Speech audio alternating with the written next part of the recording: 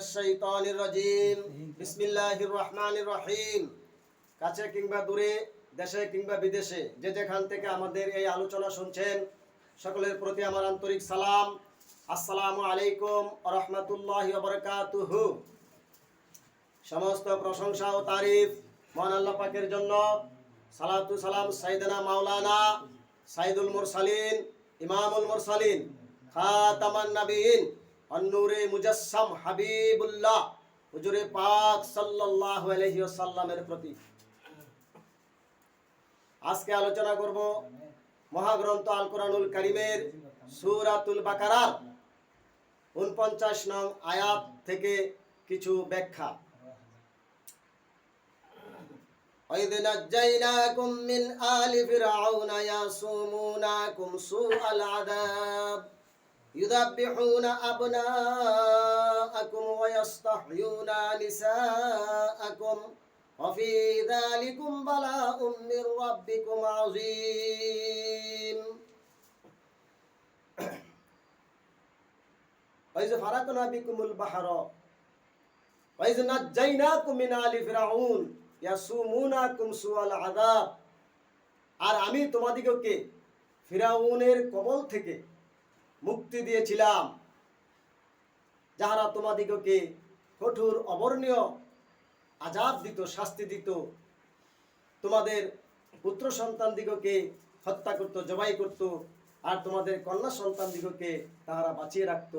আর এটা ছিল তোমাদের রবের পক্ষ থেকে এক বিরাট পরীক্ষা। আলোচনা মধ্যে ফেরাউনের নামটি এসেছে। ফেরাউন একটি বিশেষ এখানে খলনায়কের ভূমিকায় অবতীর্ণ হয়েছেন। আলে ফেরাউন কুখ্যাত হোক আর বিখ্যাত হোক, কোরআনুল কারীমে আমরা আল শব্দটি দেখতে পাই।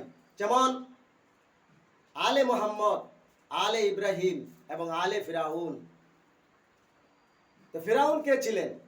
ফিরাউন ছিলেন প্রাচীন মিশর দেশের কাফের বাদশাহ। প্রাচীন আমলে রোমের বাদশাকে বলা হতো কায়সার, পারস্যের বাদশাকে বলা হতো কিসরা, আর ইয়েমেনের বাদশাকে বলা হতো তুব্বা, আর হাফসার বাদশাকে বলা হতো নাজ্জাশী। তো মুসা আলাইহিস সালাতু সালামের সাথে যিনি বাদানুবাদ করেছিলেন, মুসা আলাইহিস সালাতু সালামের দাওয়াতি কাজে যিনি বাধার সৃষ্টি করেছিলেন, এবং মুসা আলাইহিস সালাতু সালামের বংশের উপরে যিনি অত্যাচার করেছিলেন, তিনি ছিলেন ফেরাউন দ্বিতীয় রামিসাস। তার আসল নাম ছিল রায়ান, তার পিতার নাম ছিল মাসাব, তার আসল নাম ছিল ওয়ালিদ, তার পিতার নাম ছিল মাসাব, এবং তার দাদার নাম ছিল রায়ান। আর তার দাদার বাবার নাম ছিল আমালিকা, আমালিকার বাবার নাম ছিল আউদ, আউদের বাবার নাম ছিল এরম, এরমের বাবার নাম ছিল সাম, আর সামের পিতার নাম ছিল হযরত নূহ আলাইহিস সালাতু ওয়াস সালাম। এবার যুদ্ধ করবেন কার সাথে? ফিরাউনের নসবনামা বংশ দ্বারা মিলে গেল হযরত নূহ আলাইহিস সালাতু সালামের সাথে। এই মানব দেহটি বড়ই আশ্চর্যজনক। এই মানব দেহটি বিস্ময়কর একটি মানব দেহ। এখানেই থাকে মুসা, এখানেই থাকে ফিরাউন, এখানেই থাকে নমরুদ, এখানেই বাস করে ইব্রাহিম, এখানেই বাস করে মুহাম্মদ সাল্লাল্লাহু আলাইহি ওয়াসাল্লাম, এখানেই বাস করে আবু জাহেল, আবু লাহাব, উতবা, সাইবা, জুলখায়েস, ইবনে খাতাল, রাবিয়া, এখানেই বাস করে মুয়াবিয়া, এখানেই বাস করে ভয়ঙ্কর সন্ত্রাসীরা, আবার এখানেই বাস করে ফেরেশতাতুল্য মহামানবগণ। কারেক্ট। সুতরাং যুদ্ধ করবেন কার সাথে? যুদ্ধ নয়, শান্তি চাই। মনস্তাত্ত্বিকভাবে আমরা মানুষের কল্যাণ কামনা করি।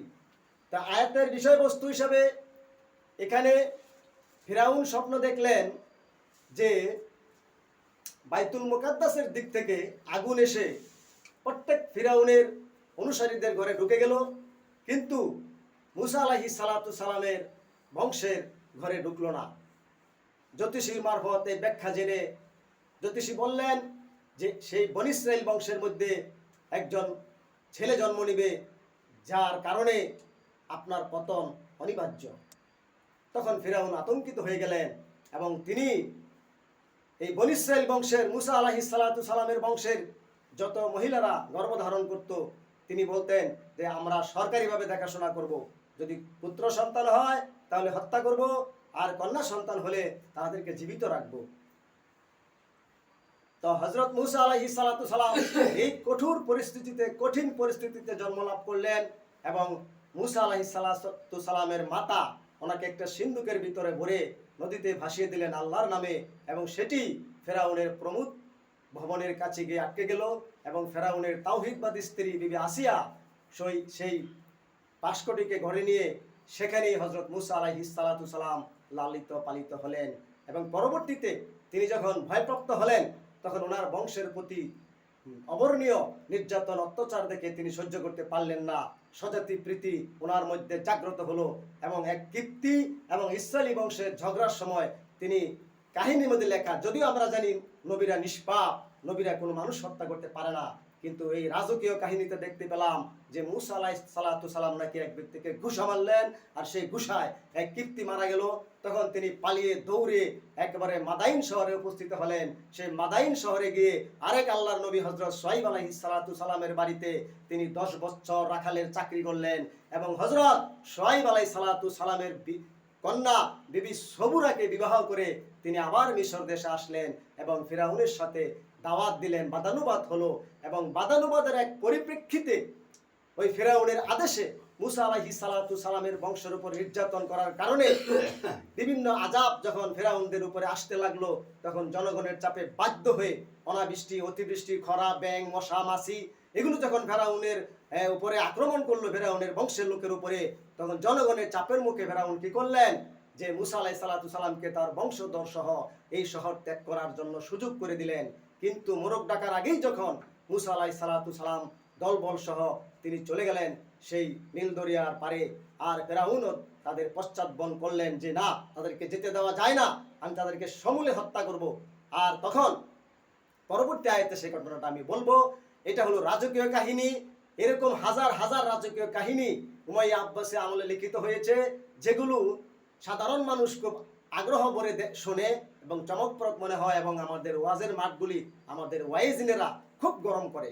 কিন্তু আত্মদর্শন বলতে এখানে কিছু আছে কিনা আমার জানা নাই, কারণ আত্মদর্শনে আমি যদি যাই তাহলে এখানে দেখতে পাই যে সকল যুগেই ফিরাউনের দলবর্তীরা হত্যা করে অসীমত্ব প্রাপ্ত পুত্রগণকে, অর্থাৎ সমস্ত যুগে স্বৈরাচারেরা হত্যা করে কামেল সিদ্ধ পুরুষগণকে। কামেল সিদ্ধ পুরুষ যারা সমাজের মধ্যে হয়, সচেতন হয়, আল্লাহর ওলি হয়, তাহাদেরকে হত্যা করে কারা? স্বৈরাচারেরা, ক্ষমতাশালী রাজারা। এই কথাটি আল্লাহ কোরআনে বলেছেন, ইউযাব্বিহুনা আবনাকুম, হত্যা করে তোমাদের সন্তানদিগকে, ওয়াস্তাহয়ুনা নিসাআকুম। আর এই দলের মধ্যে যাহারা সাধারণ জনগণ হয়, কাঁচা গলা মনের মতো